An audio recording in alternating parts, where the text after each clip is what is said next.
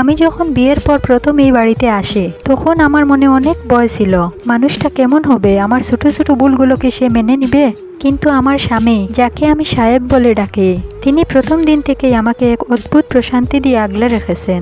একটি বিশেষ রাতের কথা আজও আমার স্পষ্ট মনে আছে। সেদিন প্রচন্ড বৃষ্টি হচ্ছিল। সাহেব অফিস থেকে ফিরে বেশ ক্লান্ত ছিলেন। রাতের খাবার খেয়ে তিনি তাড়াতাড়ি ঘুমিয়ে পড়েছিলেন।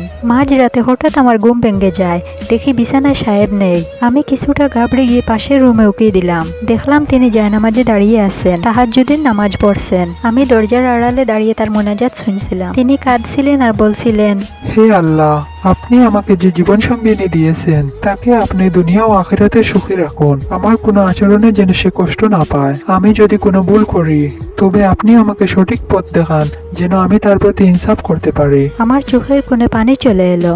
আজকালকার দুনিয়ায় যেখানে মানুষ নিজের অধিকার নিয়ে ব্যস্ত, সেখানে একজন মানুষ মাঝরাতে আল্লাহর কাছে কাঁদছেন শুধু তার স্ত্রীর সুখের জন্য। সাহেব আমাকে কোনোদিন দামি গয়না দিয়ে বিচার করেননি, বরং প্রতিবার নামাজ শেষ করে এসে আমার মাথায় হাত রেখে বলতেন, তুমি আমার জান্নাতের সাথী হও, এটাই আমার সবচেয়ে বড় চাওয়া। একদিন আমি অসুস্থ হয়ে পড়লাম। ঘরের কোনো কাজ করতে পারছিলাম না। তিনি অফিস থেকে ফিরে ক্লান্ত থাকা সত্ত্বেও এক হাতে রান্না করলেন, অন্য হাতে আমাকে খাইয়ে দিলেন।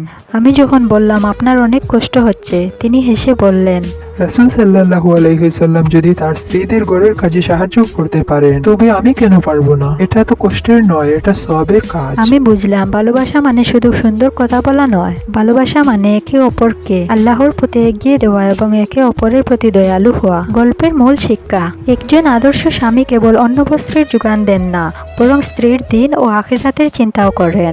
গল্পটি ভালো লাগলে লাইক, কমেন্ট, শেয়ার এবং সাবস্ক্রাইব করে যাবেন। আসসালামু আলাইকুম ওয়া রাহমাতুল্লাহি ওয়া বারাকাতুহু।